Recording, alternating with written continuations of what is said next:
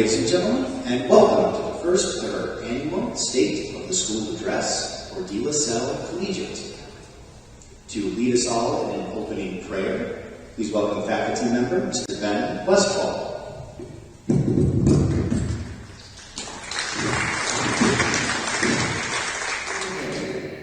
Let us remember that we are in the holy presence of God. In the name of the Father, and the Son, and the Holy Spirit. Amen. Lord our God, we thank you for the gift of Catholic schools, where the message of your life, death, and resurrection is proclaimed, discipleship is modeled, worship of you is cultivated, and community is experienced. We offer our gratitude to you for bringing us together tonight to reflect on the state of our Catholic school. We ask that we all keep an open mind and an open heart as we propel forward with the future of our school. As boys are built into men, guide the thoughts, words, actions, and deeds of the faculty and staff to enable them to carry out this important work that you have placed before us. Increase our zeal for ensuring that all students and families can benefit from an authentic Catholic education, and that Catholic schools grow in their ability to nurture the souls and form the minds of its students for generations to come. We ask this in his name. Amen. St. John Baptist, De La Salle, lift Jesus in our hearts. In the name of the Father, and the Son, and the Holy Spirit. Amen.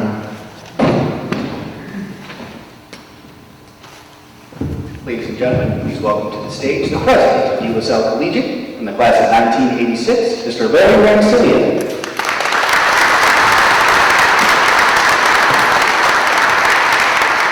Good evening, everyone, and thank you for joining us tonight for our first annual State of the School Address.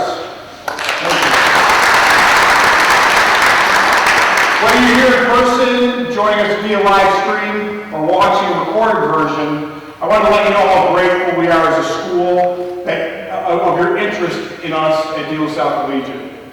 Tonight, we're going to be talking about our past, what we're doing now, and what we're about to do in the future.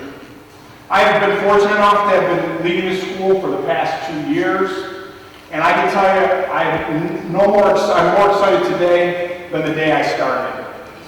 Along with myself, you'll be hearing from our board chairman, Jack Brusewicz, our principal, Brother Ken, the director of advancement, Greg Esler, the director of admissions, Zack, Issa, our director of diversity, equity, and inclusion, Margaret Jackson, and finally our athletic director, Roan.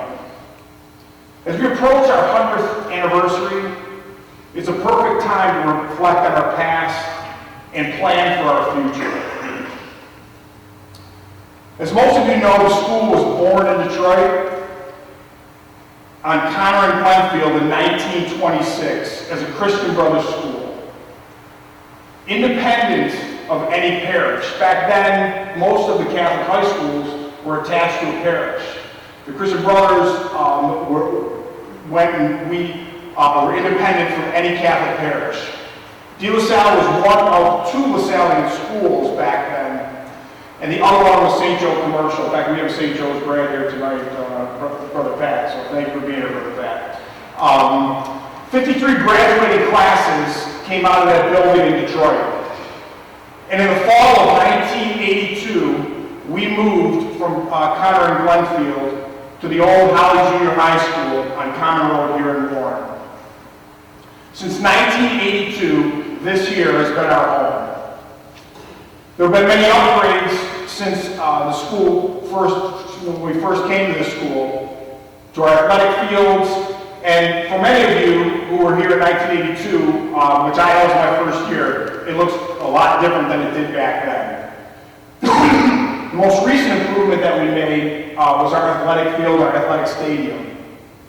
But as we move forward, we're planning on many more improvements, and we'll talk a little bit about where we're going today. Our staff has changed mightily since 1926, when there were just only Christian Brothers in this school.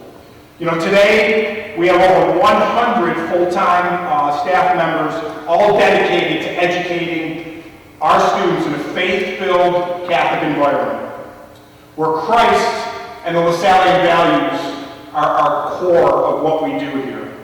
We have a lot of faculty members here today. For our faculty staff, would you stand up real quick and I can give them a round of applause, please. Thank you for being here tonight. It's what we do. We are so fortunate to have a dedicated staff here. Today we have just under 600 students, and we're working on a daily basis to be in full enrollment, which for us would be anywhere from 720 to 750 young men. The landscape of education has changed, and the business of Catholic school, especially secondary education, is more challenging than ever.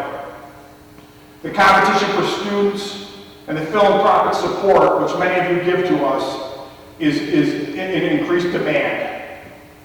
Expectations of parents and students are higher than ever, and at De La Salle, our objective is to exceed those expectations. In order to compete effectively, we must continually update our facilities, increase our endowment, attract and maintain the very best faculty, and provide curricular and co-curricular programs that prepare our students for the next step in their lives. In order to accomplish that, we need everyone's support. All of you here, people watching, and all our constituents. It's my pleasure now to bring up my boss, Mr. Jack Brusewicz, the chairman of the board. Jack's a 1977 graduate of De La Salle. He's an athletic Hall of Famer and currently serves as board chair. He's also served and continually serves on many committees here at the school. So if you help me welcome him, I appreciate it.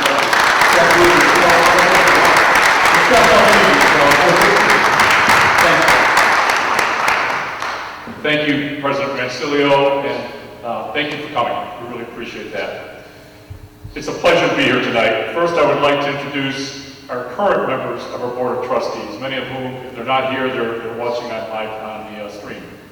We have Brother Michael Andreyko, Mr. John Bernard, class of 1970, Pat Cahill, class of 2000, Bill Edwards, class of 1986, same class as our president, Brother Richard Galvin, Daryl Goldsby, class of 1984, Roan Mahaney, Mr. Michael Corey, John Moore, class of 1975, Greg Shea, class of 1983, Brother Robert Whitman, and Mr. Joe Weisco, class of 1964. So can't say enough about the team and the group that we have right now as our Board of Trustees, and we'd like to thank them.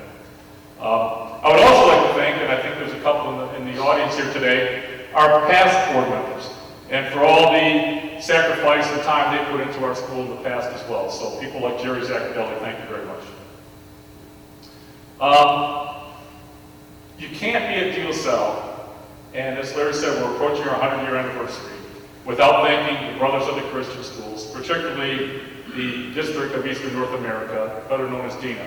So really like to give a big welcome and thank you to the brothers, Christian brothers. There's some over here, Brother Pat, Brother Ken, I don't know if anyone else is here, but thank you to all the Christian brothers. We couldn't be doing this without you.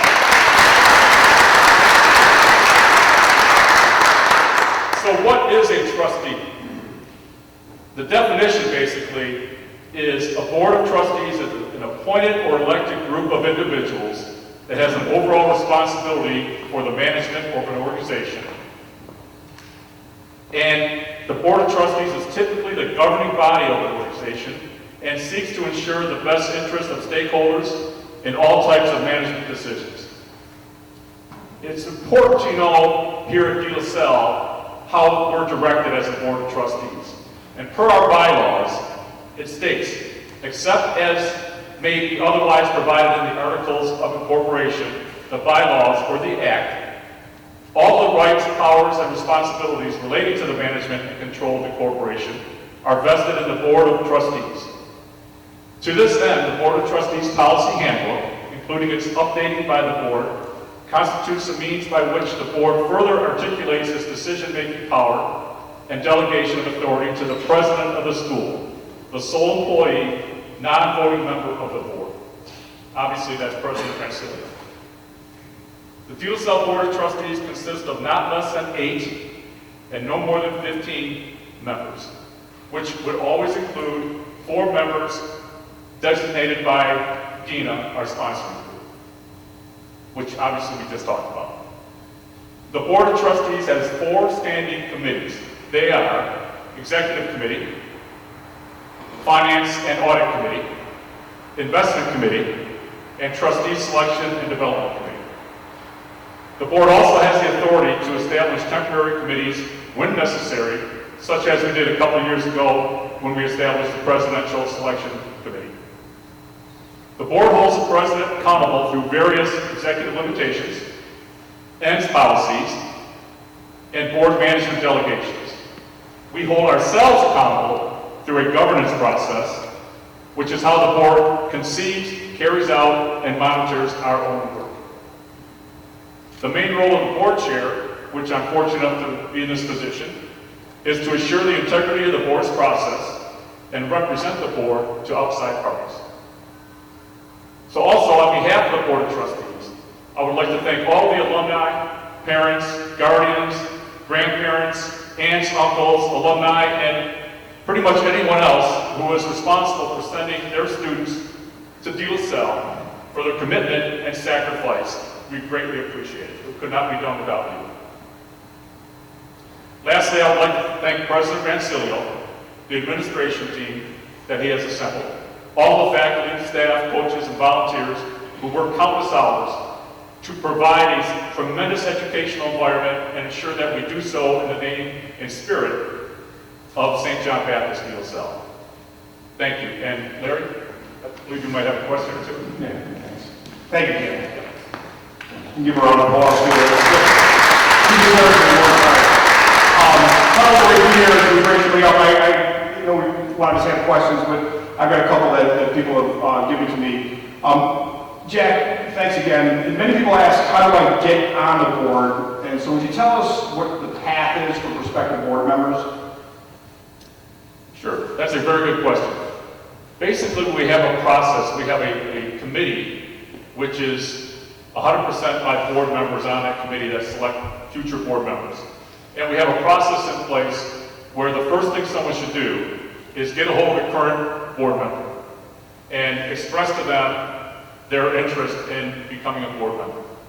At that point, they'll ask them some questions like, why would you want to become a board member? What experiences do you have serving on other boards? Do you have experience in finance or in education or in marketing or in facilities? And what value can you bring to our board? And then at that point, we may have a questionnaire that we would give them, and then we basically would put them in a pool at that particular time. So that's how, that would be the best way. The number one thing would be to get a hold of a current board member. Any board member would be fine. And if you don't know one, President Rancilio in his office can help. Thank you. Thanks, Jack. Yeah. Thank you. Thank you, Jack. Thanks again. Yep. Thank you. Our board, if you don't know, works extremely hard, keeps me on my toes. I mean, just what Jack was talking about, I have N's and ELs, as they call it, limitations, and basically goals and objectives that I need to do or keep my leadership team accountable. And that's what I report every time we go 6 times a year to our board. So thanks again, Jack, for being here. Now I have the pleasure of introducing my right-hand man, and which I don't know what I would do without him. I appreciate that he's here. He continues to work hard. Brother Ken Kalanowski. Brother Ken is, oh, you want to clap? Good. He deserves applause. Brother Ken is a 1984 graduate. He's one of those guys that actually split time between the old school and the new school. He came to school in 2017, started teaching theology, and I didn't write this, but he seamlessly moved into the principal position for 2020. So I guess he seamlessly moved in there, so which is good. The students and staff are very, very fortunate to have Brother Ken as a leader. In the morning, you can always find Brother Ken outside his office in the hallway greeting all the students. And in the days I get here, I stand next to him, and I'm like invisible. I'm telling you, the kids love him, and it's always good morning, brother. How you doing, brother? Oh, hey, Mr. Spencer. No, it's nice, but he is active and involved, and we're very lucky to have him. And please help me welcome Brother Ken.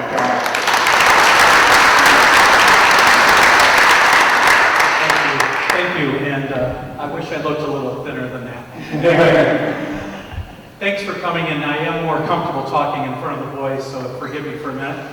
But during our first semester here at De La Salle, we went through our Lasallian accreditation process, which was headed by Nina Jag, Scott Grimmer, and John Berlin. A process that we go through every 5 years. It always brings up the question, what is Lasallian education?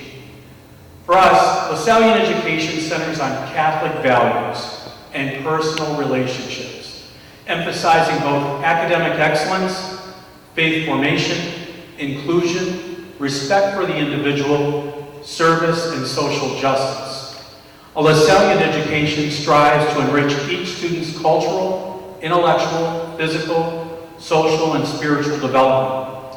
During our assessment, our internal committee received positive feedback, and we wanted to share some of the highlights.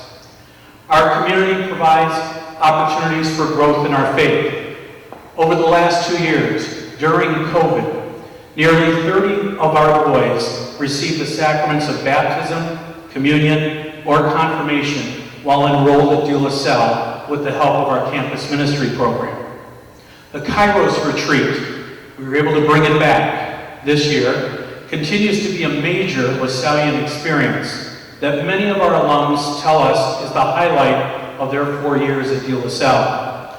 We've established additional class retreats for all grades to emphasize faith and community building. We've been able to carry out several service opportunities. Our parents know I keep you updated on what's happening this week. In keeping with our school's mission, our service outreach has become much more robust, also through our campus ministry program. In just this school year, we have volunteered at Our Lady Queen of Apostles in Hamtramck, St. Hyacinth's in Poletown, Walter Charter Academy tutoring, Macomb Charitable Christmas Delivery, our Thanksgiving food drive, and our annual Brother Rice Week, where we've collected over 5 tons of rice in the last 2 years. De La Salle has remained committed to in-person learning for this in the last school year. The institution implements processes to identify and address the special needs of our learners. Our SAIL, FAST programs are impactful in helping students to be successful academically and preparing them for the next level. For the third quarter, we've reviewed and revised our eligibility requirements for athletes, that students must not have more than 2 at-risk grades, a 73% or lower, to participate in extracurricular activities. The previous mark was failing grades with a 64%. The institution engages in a continuous improvement process that provides evidence, including measurable results of improving student learning and professional practice. We have recently been recognized our all-academic team, our rigorous grading scale, arguably the most rigorous in the Catholic League. We spoke to our faculty. A 90 is a B+ here at De La Salle. In our Central Division rivals, it's an A-. Failing at De La Salle is a 64, while it's a 59 for the other Catholic schools. 212 students currently are taking an AP class, but what's more remarkable is that 127 of them are taking 2 or more AP classes. Students achieving a 3 and up has improved 25%. The number of 5s that we've had on the AP was almost up 60% and was the highest since 2016. All this during COVID. We've reestablished our relationship with the Warren Police Department. With their assistance, especially in light of what has happened in our community, we've revamped our crisis drills in an effort to a response, especially in light of Oxford. This is where Mr. Rancilio may have a question.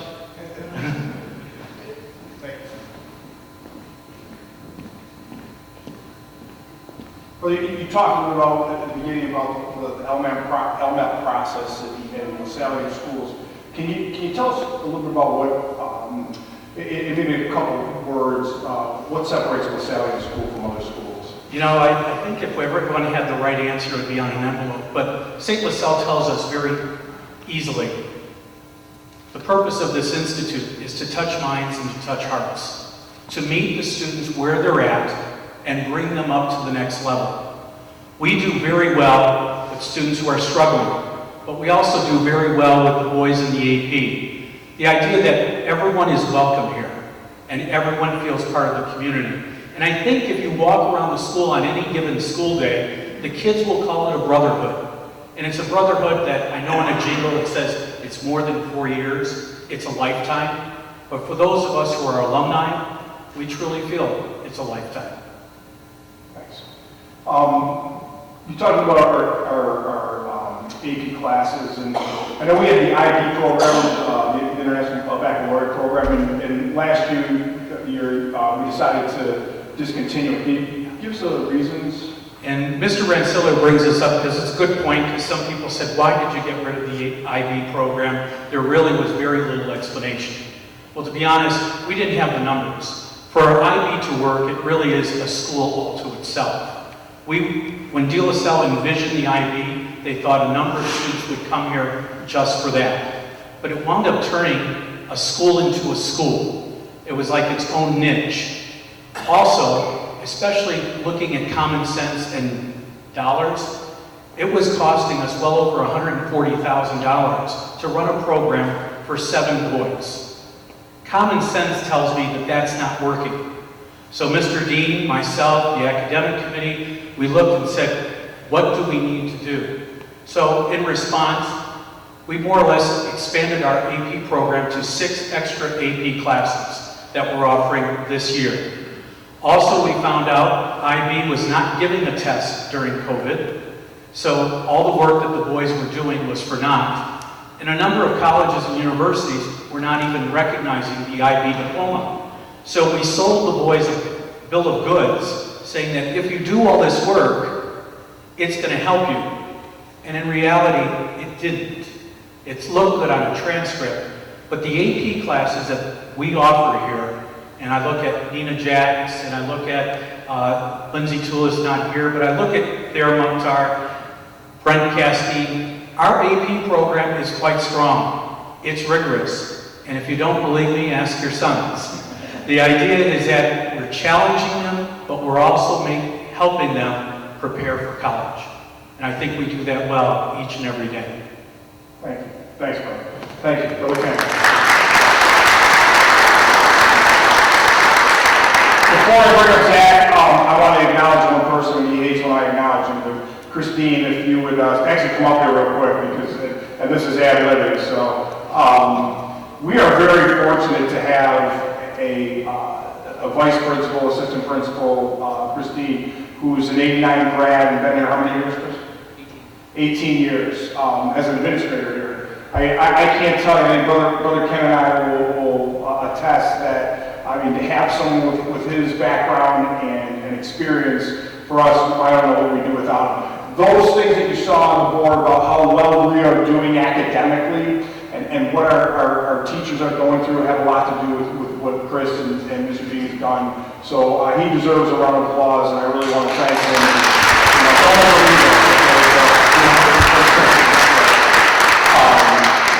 We are doing great things with our kids. I mean, there's no doubt about it. And what Brother brought up really says a lot about the school and what we're doing, and you know what it means to be LaSalle. I was talking to an alum before I came up here today, and we were talking about his experience and what he was doing, and he said to me what I tell a lot of people is, you know, we do a great job of educating kids here. Great job of educating kids here. But so do many other schools. The public schools do a very good job. Our schools that are, as we might call them, competitors, do a very good job too. I mean, the difference that we have here is the experience that we give these boys, and a lot of things that Brother talked about with our LaSalle and what it means to be LaSalle. And that's what brings the Jack Brusewicz and the Matt Garens back, and Brother Kengs and Chris coming back to teacher, or Ben Westfall. Of course, Ben, thank you, Ben, also for doing it. We're lucky to have him come back too. So that's what separates us. I have another alum that we are very, very fortunate to have as our admissions director. Last year when I came in, he started as the assistant admissions director and quickly moved up to the admissions director. I stole Zack away from a business career that he shared with his lovely wife, and he had a real estate career beforehand. I convinced him to come over. He accepted the position as admission director last year and has done an amazing job. We actually started last year with, I think, 200 kids in our database, which is something that he'll probably talk about, which we need, and he's increased it now to, I think, over 1,000 kids, but over 500 for our 8th grade class. So if you'll help me welcome Zack Issa.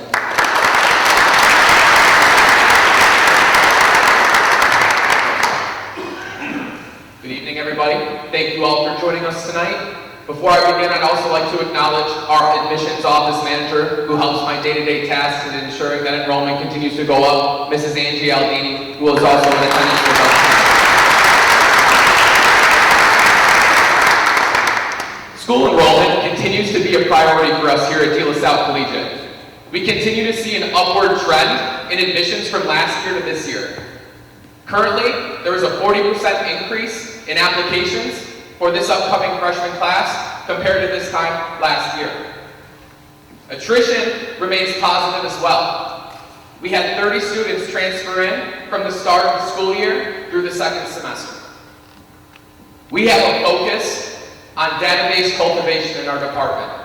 This is the key to enrollment success here at De La Salle. We are expanding our demographic footprint in new areas not traditional to our school, and we are also working with the Archdiocese of Detroit to obtain student databases from our feeder programs. Our efforts have contributed to a 12% increase in our overall 8th grade prospective student database over the last year. We're very proud of that. Last year, due to restrictions, we suspended our pilot for a day program and had to limit attendance for in-person events. This year, I'm proud to say that we've already facilitated over 160 pilot per day visits here during the school day, and we expect to have over 200 through the door by the end of the school year. We've held 3 successful future pilot appreciation nights with over 100 future pilots in attendance at each of those. The goal of our admissions department is to build meaningful relationships with our prospective families. As we move forward, we are establishing new events and programs both in person and virtually to help build our database of our younger prospective students. Some of those initiatives include the following. Flight School Virtual Information Nights. These monthly virtual programs explore different aspects of the admissions process, our academics, tuition assistance, student life here, and much more. Our marketing department is currently developing additional digital assets, such as a virtual open house and a virtual tour of our building to highlight the core aspects of a LaSallian education. Our brand new Kids Club will launch this summer. This will allow prospective pilots in the grades 1 through 6 to engage with De La Salle through a series of interactive newsletters that include brain teasers, physical activities, academic tips, as well as discounts for our summer camps and clinics, and it will also include free admission to all De La Salle events. Our goal is to engage these students early and keep them interested in De La Salle throughout their elementary and middle school education. In addition to our traditional fall open house, we have added a spring open house and summer camp expo to not only provide additional opportunities for prospective families to tour the school, but to also learn more about our summer camp program offerings coming up this summer. A new event that we're excited about here in our department, the De La Salle Brain Bowl, an event that will take place in the fall of 2022. The De La Salle Brain Bowl is an academic Olympiad trivia tournament where we will invite 7th and 8th graders to De La Salle to engage with our faculty and staff and give students the opportunities to win prizes and tuition vouchers. I'm proud to say that De La Salle is also finalizing the purchase of 3 new buses to assist with bus transportation as we continue to expand and grow our demographic footprint. We are pleased with the foundation we've laid over the past 2 years in our department, and we look forward to continuing to establish these meaningful relationships with our prospective students and their families to further increase the enrollment here at De La Salle Collegiate. Again, thank you all for coming tonight. God bless.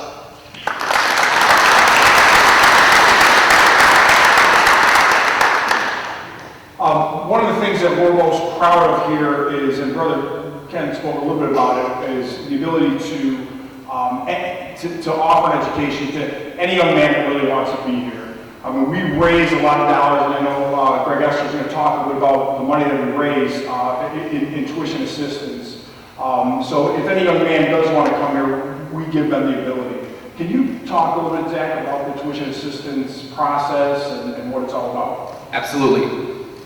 As Larry said, we want to provide this opportunity for any young man that wants to pursue it. So we provide an awesome tuition assistance program.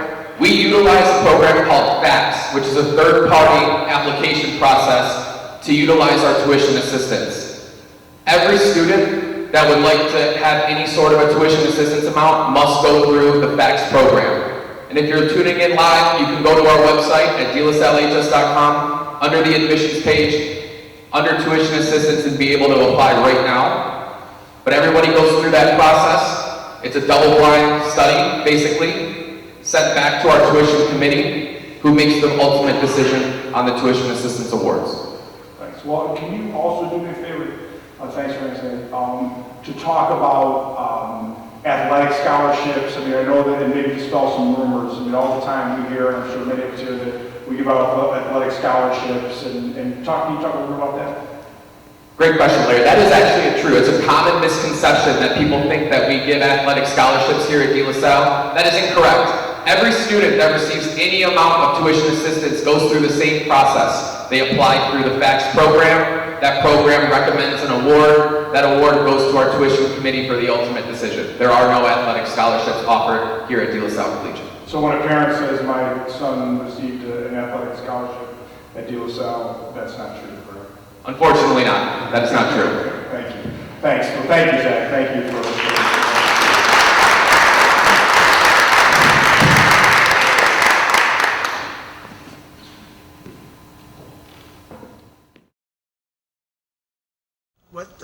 what the Pilot Center is going to do, and hopefully we can make it better and better, is to give opportunity and chances to kids that, especially freshmen and sophomores, that are struggling, that whether it's English or math or whatever the issue is or the subject is, they need a little more help. And with this $1 million gift, we're going to be able to do that in perpetuity, where we're going to be able to, and I was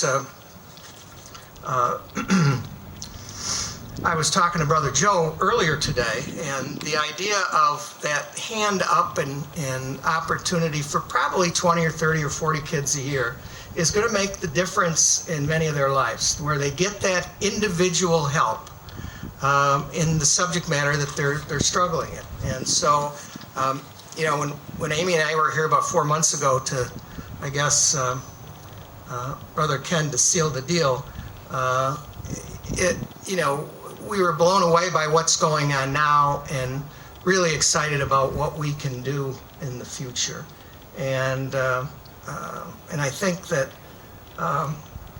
I've been very fortunate in my life, and it's time to give back. And it's a good lesson to all you gentlemen. And you guys got much nicer shirts than I ever had, Sal, I got to tell you that.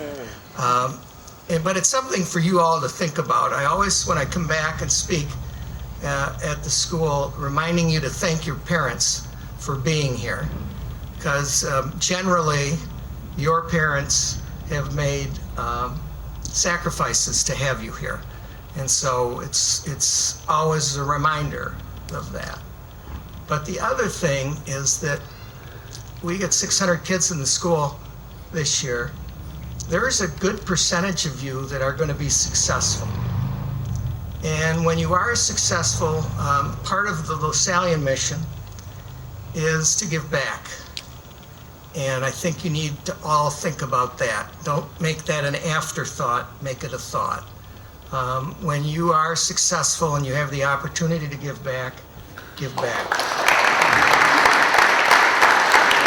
and 75 grad, and who is the current CEO of Blue Cross Blue Shield, and he's been very generous.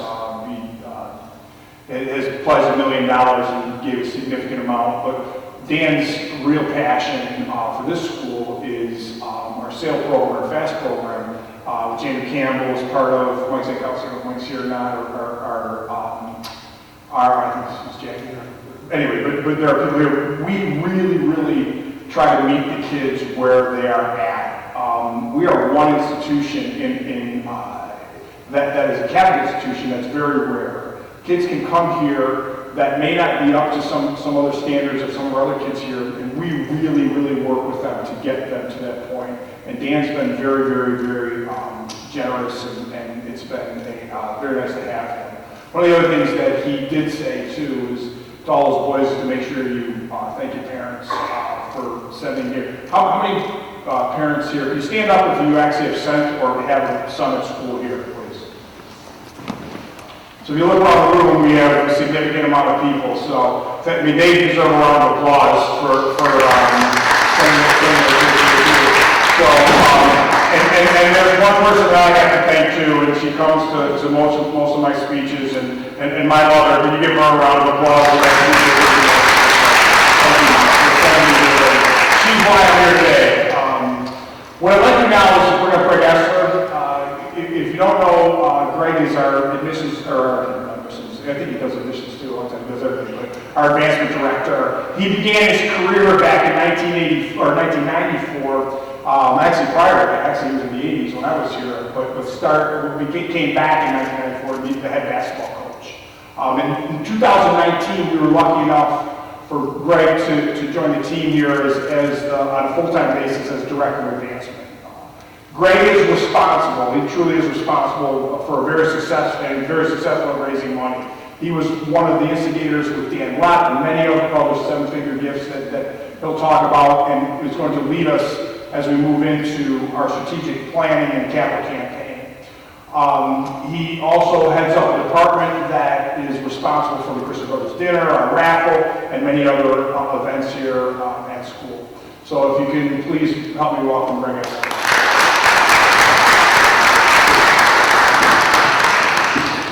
I always said if I had hair like Larry, I'd be in Hollywood. Good evening, everyone. I hope everyone is enjoying a great start to the new year.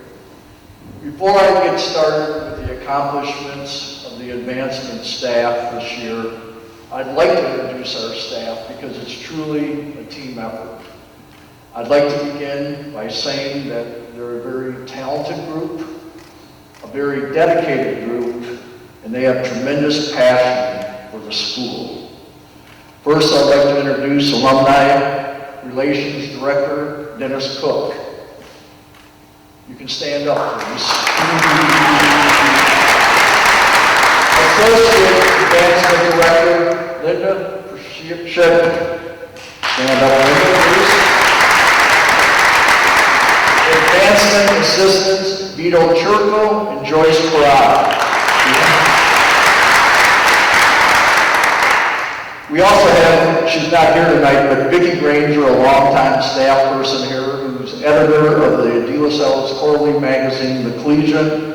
So let's give a round of applause for Vicki Granger. Our Director of Technology, Mrs. Cheryl Anderson, who's in the background. We want to give her some thanks. Our Director of Marketing and Communications, Kevin Fitzhenry. And Associate Director of Communications, Jacqueline Graybill. Some of you might not know what advancement does. Sometimes I don't know myself, but advancement encompasses alumni relations, communications, development, marketing, and is an integrated method of managing relationships to encourage philanthropy. Through this engagement, we are constantly looking for opportunities to build relationships with key business partners, such as the corporations and institutions whose families attend De La Salle. One of the key things I think our department's done is we've re-engaged ourselves with our expansive alumni base. Currently, there's 12,664 living alumni, and we've been able to identify them, and we've been able to build stronger relationships with them through the process. We've also accomplished this by having diverse alumni-based events along with the athletic department. We've helped organize and hosted several successful events, bringing back the Eaton of Delights this year, the 2021 Athletic Hall of Fame induction ceremony, the Military Wall of Honor dedication ceremony, and the Levitt Family Foundation Pilot Center dedication ceremony. I'd like to, and this is like, again, team-oriented.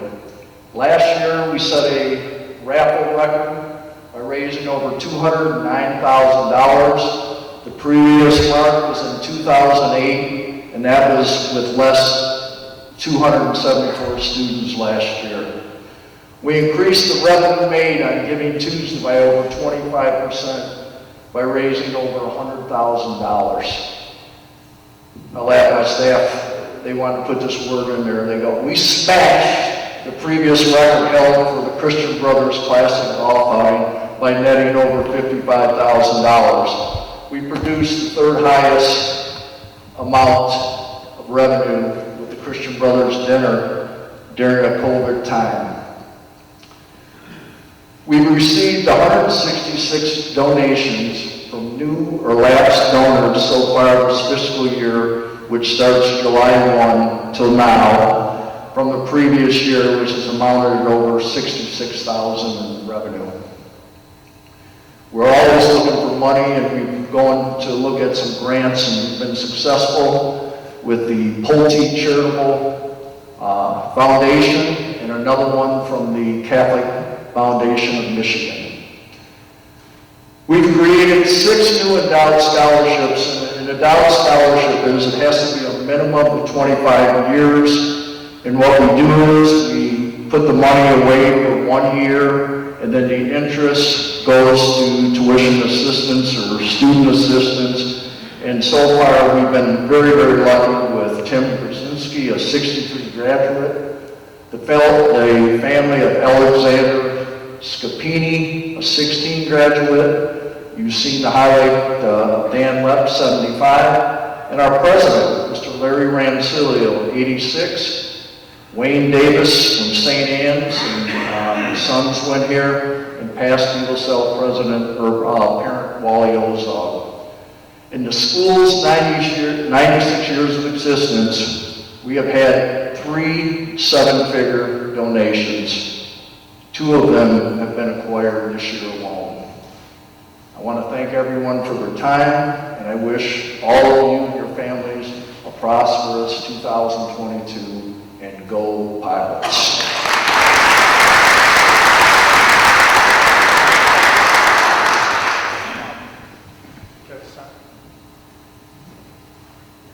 Thank you. Would you talk about the Christian Brothers dinner? And obviously we had a very successful one last year, and with COVID, and the reason why we kept it at Jimmy John's this year. Yeah, well, one of the things that the Christian Brother dinner for everyone in the audience is going to be June 1st. It's going to be at Jimmy John Field starting at 6 p.m. And the landscape of taking it at Jimmy John's, there's just so much more space where our alums can talk and visit and tell stories and make up stories. But I think the biggest thing is that we can gain sponsorship. And it's not all about the money, but sponsorships are very important to this event. And we did talk with the Penna's people this year, and basically they said that they could probably accommodate 700 people. So we're hoping non-COVID that we're going to get to that 900,000 men night that we usually have. Okay, great, thank you, Greg Esler.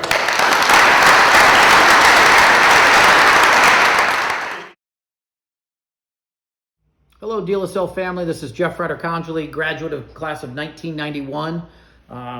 Wanted to just touch base with everyone out there about giving back. I learned probably about 10 years ago that, we have to be grateful for all the blessings we have, whether it's financial or having a great institution like De La Salle to build us, give us all the base in order to become successful in the world, and of course, everyone else that we've learned from. And you have to give back. That's the bottom line. I learned from some mentors that I had come into my life over the years, and the minute I started really embracing that, I just saw the windfall open up both ways. And you've got to do it for the right reason, but I give you a strong recommendation that we should all do whatever we can to help others and those that need it most. That's why we're on this earth, and the quicker and the most effective way to learn that is to get into it and get it done. So Jeff Frederick-Congeli, class of 1991, stands behind what he says, and I suggest that we all get involved in helping one of the biggest reasons why we're where we're at today, which is De La Salle. So I appreciate everyone's help in making sure that we still maintain one of the top institutions at high school, collegiate level in the country. And without our help, we won't get there as quickly. And so I asked you to join me in giving back, and I thank you all, and I wish you the best, and I hope to run into all of you soon. Bye for now. Keeping line with Christian Brothers Dinner, as many of you know, one of the highest honors that the school can give every year is to the recipient of the Christian Brothers Dinner honoree. I, along with the Christian Brothers Dinner Committee, am pleased to announce this year's honoree for the 2022 Christian Brothers Dinner is the Berlotti family. So I'd like to give them a round of applause.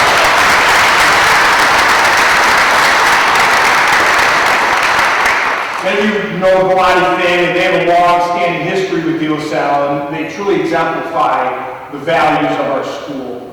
They contribute to our community through their time, talents, and treasures, and their underlying loyalty, or their undying loyalty and support that started back when I actually was on the board. One of my mentors, their dad, Len Berlotti. The legacy continues to be carried on by Len's wife, Diana, and their children, and they actually have sent their children here too. So congratulations to them. This year's dinner, as Greg said, is June 1st. And the dinner is our flagship event for fundraising for our tuition assistance. Our dinner is a cornerstone of our fraternity of alumni, and which is there's no other high school that any of you have been to the dinner, and I've invited many of my friends that are from the Rice and Central and UD. They still come back. There's no other dinner like that. I mean, we get 700 to 1,000 men and a few women that are there too. We're glad to have them too in years, but together to go back, as Greg said, swap stories. It's one of the best times of the year that I enjoy. That I see a lot of my friends coming back. There are sponsorship packages available now. This is my sales, including a little number of VIP suites and sponsorships. You can contact Dennis Cook or Matt Loria if you're interested in doing that too. So thank you. We have Matt Loria back there too, who's our Christian Brothers Dinner chairman too. So thanks. What I'd like to do now is bring up our next special guest, and one of my leadership team is Margaret Jackson. Marta is our director of advancement, or not advancement, sorry. She's director of diversity and inclusion. She's held that position since 2019, and prior to coming to De La Salle, Marta was the head of school and admissions director at Friends School in Detroit. So please help me welcome Margaret Jackson. Thank you, Larry. I'm going to talk to you a little bit about the state of diversity, equity, and inclusion here at De La Salle.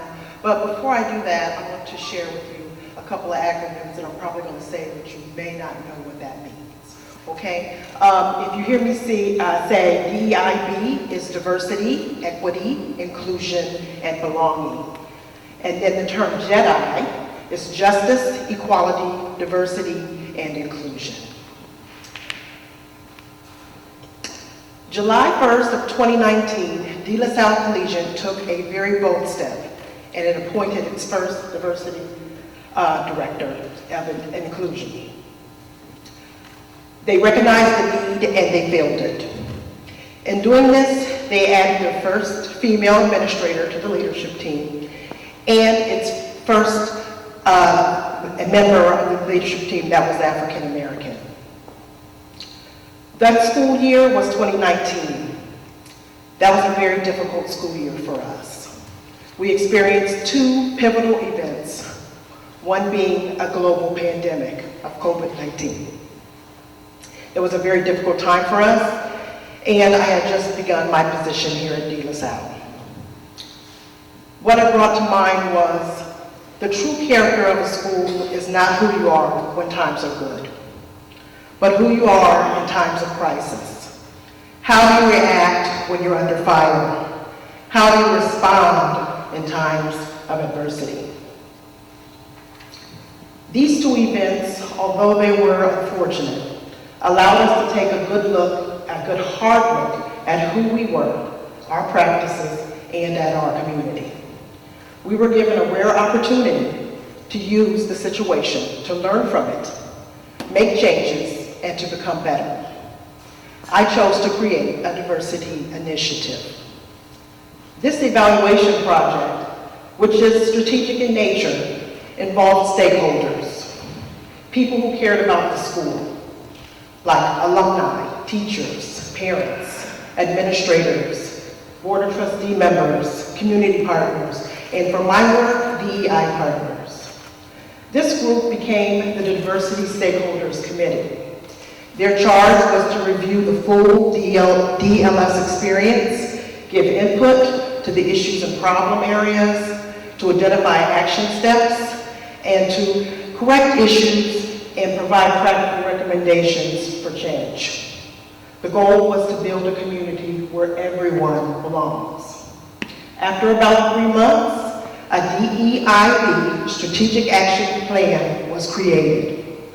This is a comprehensive working plan document with recommendations, and this plan has guided my work in this area to date. So, how are we doing? Well, DEI work is challenging work. It is a slow process because it involves change. I early on know it's a marathon, it's not a sprint. And I learned in my career you have to celebrate your small victories, and there are many things here to celebrate. I keep my focus on our students, and I always try to bring the glory of God. Matthew 6:33 states, "But seek ye first the kingdom of God and his righteousness, and all things shall be added unto you." So, what are the things that we celebrate? Well, in 2021, under the leadership of our new president, Larry Rancilio, we began to implement the recommendations from our strategic action plan. In February of 2021, we had our first cultural education professional development session with our faculty and staff, and it was virtual. This is part of a 3-year plan/contract for annual DEI educational workshops by Dr. J.B. Marks and Associates, Diversity and Equity Consultants. We also began our student affinity groups for our cultural community. Something new. In July of 2021, DLS made another bold move. Through its rebranding, Faith in You, it stated its focus on Jedi efforts in its key messaging of mission and community. Through our promise, DLS made a public commitment of accountability to its DEI efforts. We're in year 2 of our annual DEI workshops with Dr. J. Marks. We just finished our second session on Monday. But in doing our individual work, we needed to have something in between the time that he came with us on a yearly basis. So I added in many DEI educational professional development sessions with our staff on PLC days. These included Courageous Conversation series in which various DEI resources were shared, and we introduced our professional development projects. This year, we introduced the Cultural Education and Student Empowerment series. This included the Student Brown Bag Lunch series, which are student panel discussions by our students, themed with Growing Up Minority in America, an informational and cultural validation of the students in our community. And we also incorporated monthly cultural celebrations. Each month we had a different culture that's highlighted. Last month of January we had Middle Eastern culture, and this month of February, which is Black History Month, we have Black culture celebration. Each is a different culture. It's highlighted with a guest speaker, with music, with food, and with aspects of religion.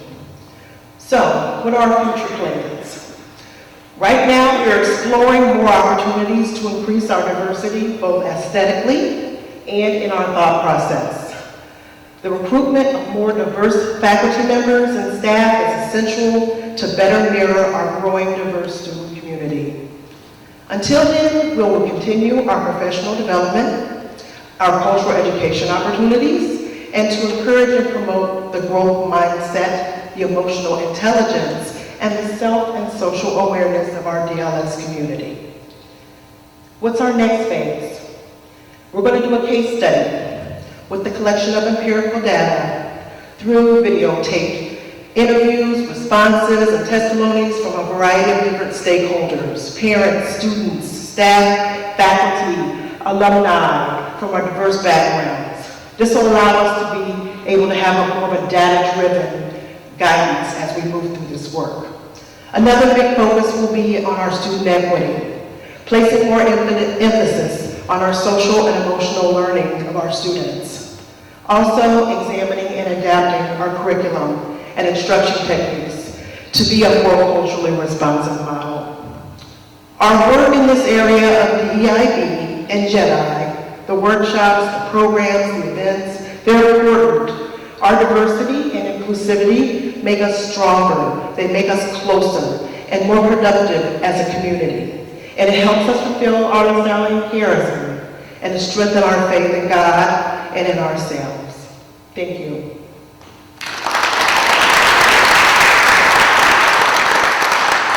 Thanks, Marta. Marta's doing a great job. The cultural series that she's doing, the Brown Bag Lunch, really has taken off, and the boys really responded to it, especially when Zack came up and spoke about what it felt like for him being an Arab American and coming to school. Can you talk a little bit about our staff and the professional development that we're doing in the DEI world? Okay, great. We had our professional development workshops with Dr. Marks, but in between that time, he charged us, he says that doing this work, you really have to be self-reflective. You have to be in touch with your lens. We all bring a lens to the table. Our background, where we grew up, our neighborhoods, different aspects of our family life. It shapes every aspect of us. So in doing that, we have to engage and challenge ourselves to open and widen our lenses. One of the things I wanted to do with the faculty and staff is to let them explore different types of DEI resources. I provided a quick reference guide for them. It had all kinds of things in it, books, articles, webinars, TED Talks, different things, classes. There's various things out on the internet now. You can take classes at Harvard, UC Berkeley, University of South Florida, all in DEI work. So I gave them the opportunity to choose their own. So they have the autonomy. How deep do you want to go in? If you want to go small, you can read a couple of articles and then write a reflection and let me know how that impacted you. Or if you wanted to do something big, like take a course for a certification, or go to a conference, or moderate one of our affinity groups. They had the choice to do that. It's I've gotten back very good feedback from them. They feel very enriched and they've learned a lot. It's impacting what they're doing in their classrooms and in their departments. And we're encouraging them. And as we grow and get stronger in our diversity, our equity, and inclusion, we're all coming together and it's going to make our community richer. Thank you. Thank you. Last but not least, I have the pleasure of bringing up here our newest member of our leadership team, Dan Roan. Dan became athletic director in the summer of last year, which I asked him if he really wanted to do, and he said yes. So Dan joined the De La Salle staff back in March of 2020, and worked with his initial work was obviously he's a football coach, but worked in the development office and with coaches. As I said, he's been the athletic director since the summer of 2021. Dan comes to us with a wealth of experience, not only in the education and coaching fields, but in the business fields. Dan has coached at the collegiate level. I can say I'm very happy that he's part of our team. I go to him quite often for advice, and he tells me what I'm doing wrong many times, but that's okay. And I appreciate having him. We are very, very lucky to have Dan Roan.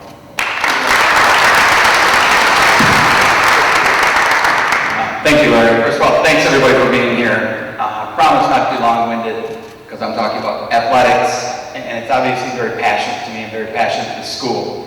De La Salle has a rich tradition of creating men of faith and creating young men and developing young men to be leaders. And athletics plays a major role. We offer over 13 varsity sports, numerous intramural sports. We've added esports, and nice round of applause. We're 1-0 as of 4:30 today in esports, our first competition. We've added in the athletic department our summer camps, enrichment camps, whether they're academic camps or athletic camps. It's just one more way for us to branch out to the community. We want our student athletes in our athletic department to learn lessons on and off the field. It's important that our coaches and our administrators, our teachers, and even our teammates are constantly demonstrating lessons and opportunities for our kids to learn.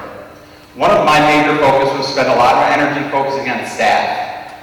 Not only my athletic staff, but our coaching staff. So I want to hire individuals that made sure they represented the pillars of our athletic department. And in my opinion, it's respect, it's faith, inclusivity, and quality athletic experience. So last year, as I transitioned into the job and I presented my ideas and my plans to the athletic department, I think a lot of people were shocked. Today I was on the phone with the athletic directors in our league, and we kind of get teased around here because they think we got such a big athletic staff and so many people. But we just restructured people to put them in positions so they could lead this department and allow our coaches to coach. And I've been in athletics my entire life. And as a football coach, it's difficult when you have to run the weight room, when you have to do your social media, when you have to set up the events, and do all those things and coach a football team or a baseball team or basketball team. So I focus on hiring the right people on my staff that could do those things for our coaches, so our coaches could guide our young men and lead our young men. And I think we did a great job. And I can't thank my staff enough. Andy Crawley, who's the Associate Athletic Director, Dennis Parks, Associate Athletic Director, both with rich tradition of being members of the society, of this community, coaches, leaders, and great people. Nicole Zerk, our head athletic trainer, has been here. She knows the school as well as anybody. She knows our young men. She works directly with them. We were fortunate to hire Tyler Auer. Tyler is head of our strength and conditioning, along with Alex Ejek, our assistant strength and conditioning. Our coaches now don't have to worry about making sure our athletes are strong, healthy, safe, and allowed to compete because we have somebody that can do that for them. And both of these individuals carry numerous certifications. And then Vito Turco, the last member of our team and one of the most important, he does all our sports information. So sometimes we get a knock around here, or even in athletics in general, that there's too much talk about athletics. Well, I might have to fire you, Vito, because that's your job. And it's important that we advertise the success of our athletes. When they win games, when they're academic all-state, when they're academic all-region, I want those things promoted. And we're on Twitter, we're sending out articles, and Vito does a tremendous job, so thank you, Vito. In the athletic department, we have goals. Just like in everything else. We want to provide every athlete with the opportunity to achieve these goals, whether it's participate in numerous sports, whether it's be academic all-state, whether it's play college athletics. We want to make sure they have those opportunities in front of them. And so our coaching staff and our administrative staff focuses on those details every day in order for those athletes to achieve it. One of the major areas that our athletic department is focused on and worked hard on is athletic facility improvement. Obviously, we're fortunate enough to have a great field out there, something that we can practice on, you know, their Mukhtar Stadium. It's fortunate that we're out there and we get to use it. But the little things that we've worked on, and some of you haven't had the opportunity, and hopefully you will soon, to get over and see some of those, whether it's over at the BRAC, whether it's the gym improvements at the BRAC, the weight room improvements, locker rooms improvements, added a golf simulator. So our golf team has the opportunity to practice year-round. Also using the golf simulator to bring back alumni, to create partnerships and relationships with numerous alumni and community members. So these facilities, which are athletic facilities, and I work with Joe Girardi, and Joe's been great at helping us kind of embrace and improve each one of those, so our student athletes can compete and prepare and be ready to go. Some of our initiatives, as we continue to improve and do things, is to develop better relationships with our community partners. This year we got out the opportunity, we worked with the city of Warren on a cleanup project and developed those partnerships in order to help with enrollment, our enrollment team, to help with admissions, to increase opportunities and chances for kids to be part of our De La Salle community. And it's been great, and the success and the pride that they carry in the tradition is rich. We also resurrected the EOD, and Greg touched on it a little bit ago. Thank you, Wendy Cummings, our chair, who did a tremendous job with our EOD. Nice round of applause for Wendy. We've already set the date for the 2022 EOD, which was a great event. We had over 600 people in the school, something that went away. Probably should have never went away, and so many people had a great time, and we'll continue to build on that. We also resurrected the Athletic Hall of Fame. We inducted the first class since 2008. Vito just released an article last week looking for new nominations for the class of 2022. We're developing those partnerships with local youth programs. If you come here on a Saturday, whether it's the fall or it's the winter, it's a great opportunity that you're going to see St. Lawrence, St. Anne's, Holy Family competing on our athletic facilities. Because those are relationships that were important to us to build. This weekend we have a big baseball or basketball tournament going on here for our partner schools. And those kids will hopefully be future pilots and part of our rich tradition. We also started to increase and work directly with the advancement team in fundraising. We kicked off the vertical raise fundraiser last year. We set a national record. This year we beat it. Next year we hope to raise even more, over $110,000. Our athletic department, and this year alone, has raised over $200,000 to assist the development team and provide opportunities for our kids. So again, we've been fortunate. We've been creative. We've developed a team of people that I think is important to help our athletes and our students in our school and our community grow, but also stay focused on what's important to the values and traditions of De La Salle. Thank you. I appreciate your time and attention. Everybody have a great night. Oh, that's not it? So just a couple questions, Dan, for you that I've received. You mentioned that you spent a lot of energy focused on our staff needs. Can you elaborate a little bit on that? Yeah, as I said earlier, I've been coaching for a long time, and one of the most difficult things, I look at some of our coaches out there, is when it comes to fundraising, when it comes to having to be on social media, those are all new things. Coaches who coached 20, 30 years ago, you didn't have to worry about some of those things. And strength and improvement and wanting our athletes to be the fastest and best they can be. Those are things that I wanted to take off our coaches' plate so they can focus on X's and O's and player development and coaching and giving our athletes the opportunity to win games. And so it was one of our biggest goals and biggest initiatives, and I think we've done a really good job, and we continue to expand that and hopefully develop that. Thank you. What do you mean by you want our athletes to learn lessons on and off the field?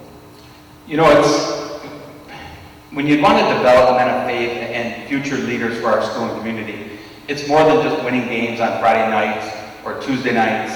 It's when we walk the hallways, I want our principals and our assistant principals and our teachers to look at our students that are leaders in our schools and doing the right things. And whether it's community service projects, whether it's student council, whether it's vice president of the school, whatever it is, I want these young men in a much bigger range of involvement, investment in our school and our community, so they have more reasons to give back and be a bigger part of this community in the future.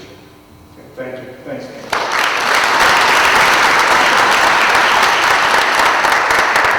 Dave talked a little bit about,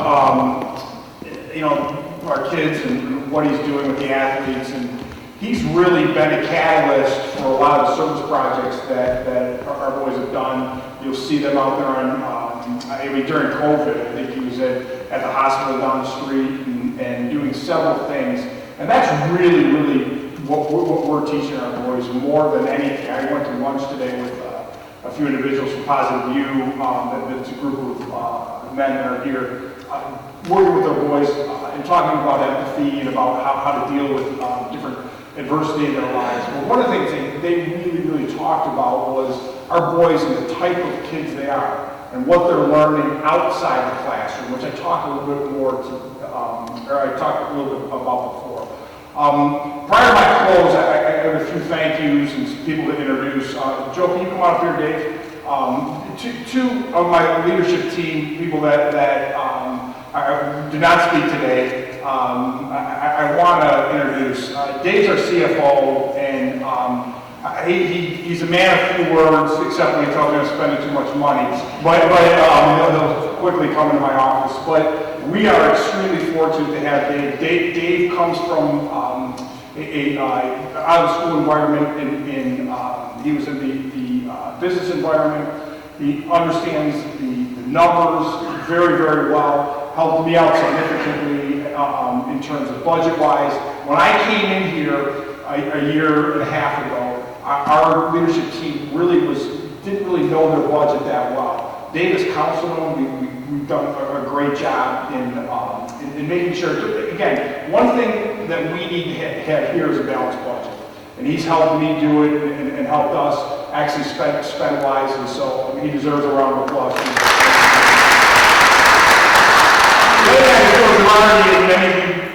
Joe's a classmate of mine. I've known Joe since I've been 14 years old, and Joe's one of the smartest, no lie, smartest guys I know, smartest people I know.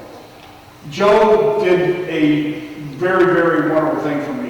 He left a position that he truly loved, which was mission ministry, and I asked him to take over operations, and I don't think he had a ton of experience in operations beforehand.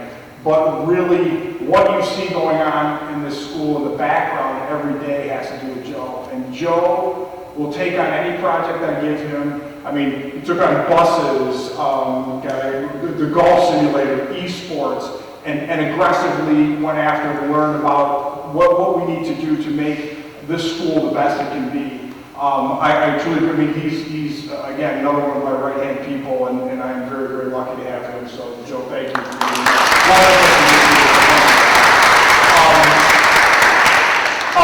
Kevin, come on up here. And Cheryl, you want to come up here too? And Jack, come on, please. Our marketing department is extremely important to us. One of the things that in Catholic schools and what we do every day, we have to get out there in front of people. Dan talked about social media and what we do. These three people are responsible for not only what you see here today, which I appreciate, and they put all this together in a short amount of time. I came at this idea of the state of the school with Kevin about a month ago, and he was like, I'm on it. But these are the people that you see, a lot of the posts and what you see and what we're doing. Kay Douglas is here. Kay, can you wave too? Kay's works with Douglas marketing. She's done a lot of our faith in you has to do with her, and we're lucky to have her. But they work alongside these people. Jacqueline's here in the marketing department. Kevin is again another one of the leadership teams, our director of marketing, and Cheryl Anderson, I think, does everything here. But she's our director of technology. So please give them a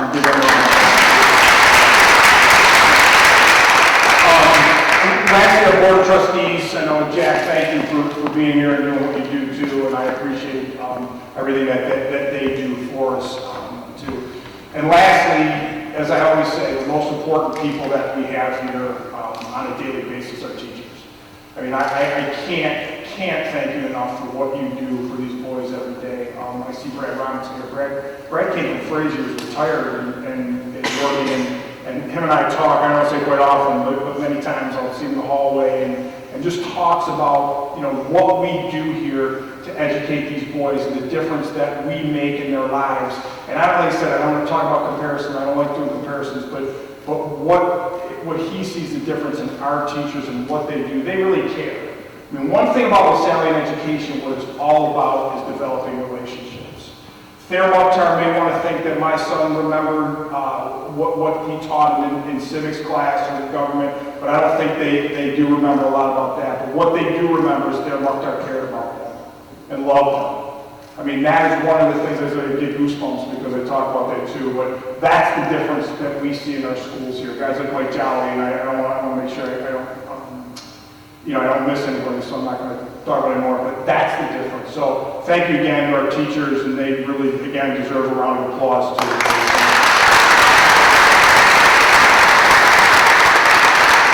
So as I close here, I really want to thank you for being here tonight. You know, education has been around for a long, long time, since really the beginning of mankind. And how we continue, Kevin had that up there too, so that's our beginning of education. But how we educate continues to evolve. The classroom today looks extremely different than it did when I went to school here 40 years ago. And so does a student. We, as a school, must continue to grow and improve every day so we can serve our families, our parents here, and students, and the people like Dan Left, Jerry Zaccardelli, and the people that support us back here on a daily basis. Those who give back to our school, they're investing in us. They are investing in the future of our world, our kids. That's what the investment is, and we have to make them proud. It's our job to make them proud. Terry, can you come up here a little bit? He didn't know this, but Terry Fairholm is in Advancement Partners, and we've initiated a strategic planning process that's going to chart a clear path. Terry's company, Terry's been doing this for how many years now? I don't know the days. 36 years, and has been very successful. A Notre Dame grad, and we brought him in to help us with our strategic planning process. And you know, thank you, Terry. He's worked very hard up until this point over the course of the last few months, but you'll be seeing a lot of his face around here too. So thank you for being here tonight too, Terry. The process that we're going to do with the strategic plan is going to help us chart a path and a clear path for us.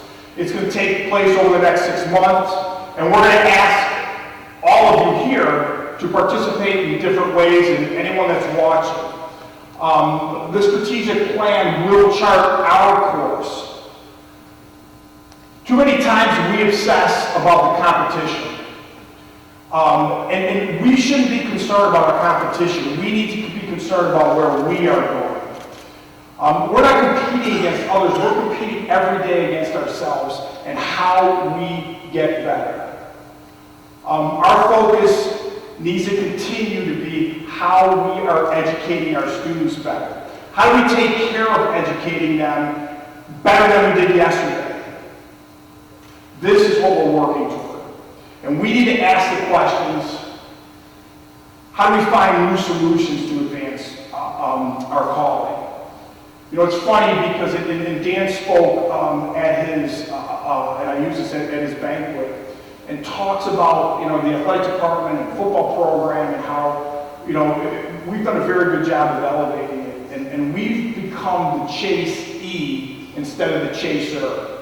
We want to look at that from our education. We don't need to look at what others are doing. We need to get past that and prioritize. You know, how do we educate these young men to be good, faithful, as we talked about before, good, faithful people, and give them a great education? How do we advance our cause? But not only how, why are we doing that? We have to view what we're doing through our lens, not others. Because when we start comparing to others, you start to lose. We need to chart our own course, and not only do we need to chart that own course, we need to commit to it. That's what the strategic plan is going to do, and you're going to hear a lot about it. This is going to serve us to carry us forward in the best way that I know possible, and we need to make sure we commit to it. This is our school. Everyone sitting here, everyone out there watching, the students that come here, we have to take ownership of that. And we need to believe in what we're doing. Our product is education. What we do, we educate young men. But that encompasses many different aspects, from the classroom to church, to service of others, to extracurricular activities, also we're going to talk about therapeutic, to relationships, and much, much more. You know, while education is our product, what we produce is the most important thing. And what do we produce? We produce fine young men, graduates that we can be proud of. Thus our motto, builders of boys, makers of men. We want to produce well-rounded, faith-filled, 21st century, educated young men that we can be proud of to advance in the world. Our legacy is really going to be twofold. One, which it always is, the young men that we are graduating, what they will become. Many of them are here today. And number two, how do we ensure that we're going to be around for the next 100 years, and how are we going to be built to last? You know, back in 1926 when we started, and you see, if you walk through the front hallways, you see a picture of all our, as I call them, our founding fathers. I'd love to go back, as we all like to go back in time, really to talk to people. If you really think or see them, what do they see our school to be 100 years from now? Okay? That's a hard thing conceptually to see, but what they wanted is our school to be 100, be here 100 years from now. That's the most important thing. So what we're building, and what you just saw from all the leadership team here, and all the teachers here, is building, obviously, to next year, the year after, but 100 years from now. So we need your help. We need all of your help. So you're allowed to be contacted over the next few months and ask for your opinions, whether it be by survey or focus group or even individually. Greg and I may call you individually to talk to you, or Terry. Please, please, please, it is so important that you take the time. The survey that we're going to send out by the end of the week is a 15-minute survey.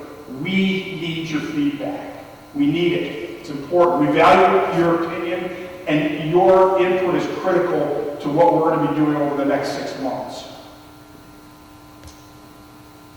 Ladies and gentlemen, I am excited about where we are as an educational institution today. I truly am. But I'm more excited about where we are going in the future and where we're going to be. I'd like to thank everyone for spending their time with us tonight, and if you're watching on a recording, just listening to it. And really all you do, what everyone does here to advance this school and the young men that are here every day. We cannot do it. We can't do it without your support. Both in the classroom, for our teachers, but also everyone else with again, time, talent, and treasures. We need your help. So again, thank you for being here tonight and listening, and for obviously caring about what we're doing here on a daily basis, and for what many of us love to do, which is educate these boys. Thanks everyone for being here tonight. God bless.